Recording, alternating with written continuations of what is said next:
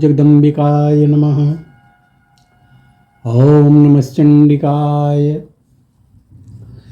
व्यासी कहते हैं कि राजन, इतने में महान तपस्वी विश्वामित्र आ पहुंचे।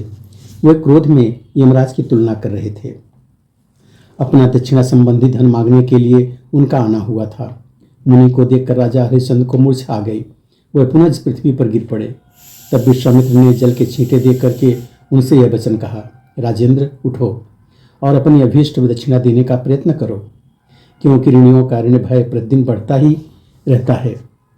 मुनि ने ठंडे जल के जो छींटे दिए थे उससे होश में आकर उन्होंने विश्वामित्र की ओर देखा। तब द्विजय विश्वामित्र कुपित होकर के आश्वासन देने के साथ ही राजा से कहने लगे। विश्वामित्र ने कहा, राजन, तुम्हें यदि धैर्य अभीष्ट हो तो मुझे दक्षिणा देने की कृपा करो। कारण सत्य के प्रभाव से ही सूर्य तपते हैं। सत्य के ऊपर ही ये पृथ्वी स्थित है। सत्य पर परम धर्म की मान्यता निर्भर है तथा स्वर्ग की प्रतिष्ठा भी सत्य से ही है। यदि 100 अश्वमेध यज्ञ और सत्य तराजू के पृथक पृथक पल्ले पर रख दिए जाएं तो उन 100 अश्वमेध यज्ञों में से एक सत्य ही बढ़ जाएगा।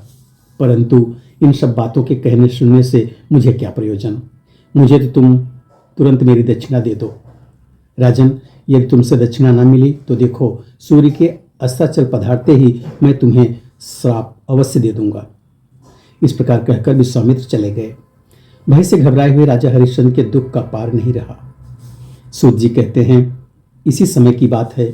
वेद के पारगामी एक ब्राह्मण अपने घर से बाहर निकले। बहुत से ब्राह्मणों की मंडली उनके साथ थी। उस समय वह तपस्वी ब्राह्मण इधर ही आ रहे थे। उन्हें सामने स्थित देखकर रानी ने महाराज हरिश्चंद्र से धर्म और अर्थ से युक्त वचन कहा। प्रभो, ब्राह्मण 3 वर्णों के पिता कहे जाते हैं।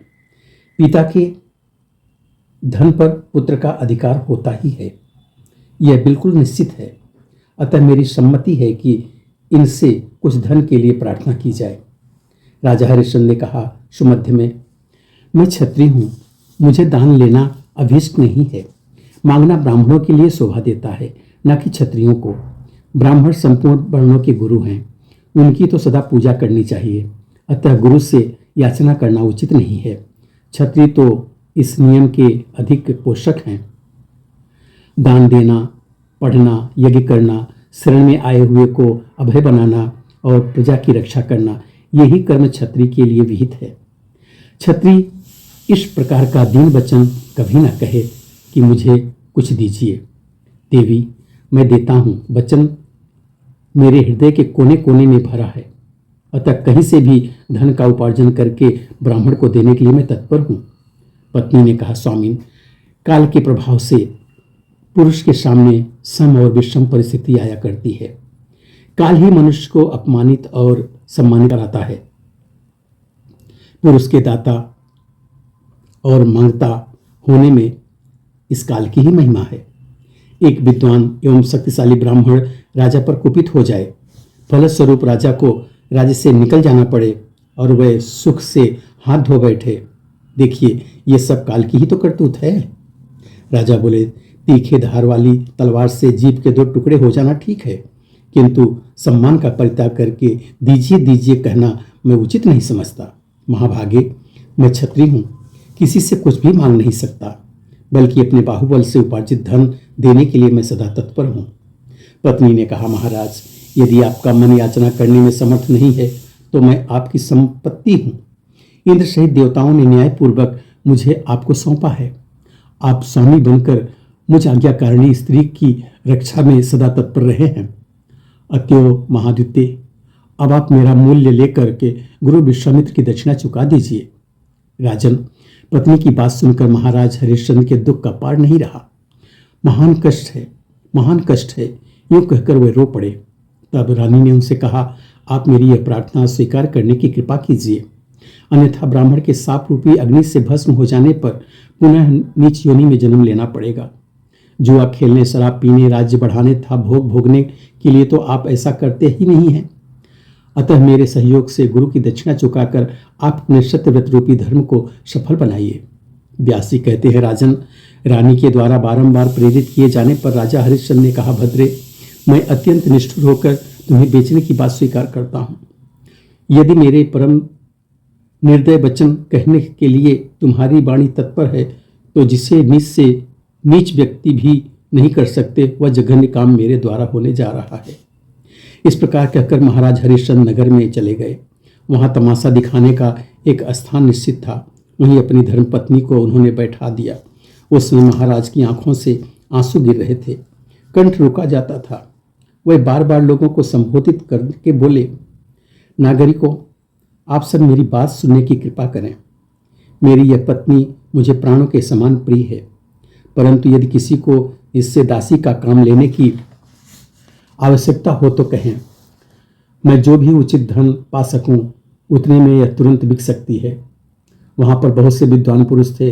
उन्होंने राजा से पूछा, अजी पत्नी को बेचने के लिए आए हुए तुम कौन हो? राजा बोले, आप लोग पूछते हैं कि तुम कौन हो, तो सुनिए, मैं मानवता रहित एक महान क्रूर व्यक्ति हूँ, अथवा मुझे कठोर राक्षस भी कहा जा सकता है।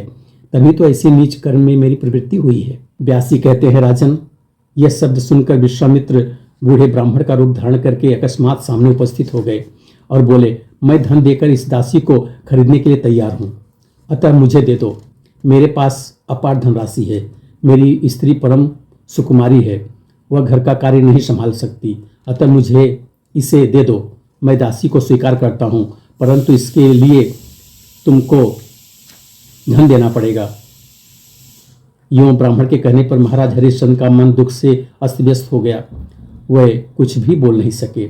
ब्राह्मण ने कहा, तुम्हारी स्त्री के कर्म, अवस्था, रूप और शील के अनुसार यह धन देता हूँ, स्वीकार करो और इसे मुझे सौंप दो। धर्मशास्त्रों में स्त्री और पुरुष का मूल्य जो निर्दिष्ट है वह इस प्रकार है। यदि स्त्री 32 लक्षणों से संपन्न, कार्यकुशल तथा शील एवं गुणों से युक्त हो तो उसका मूल्य 1 करोड़ मुद्रा होता है। यदि वह सभी शुभ लक्षणों में हो तो उसका मूल्य 1 अरब मुद्रा हो जाता है।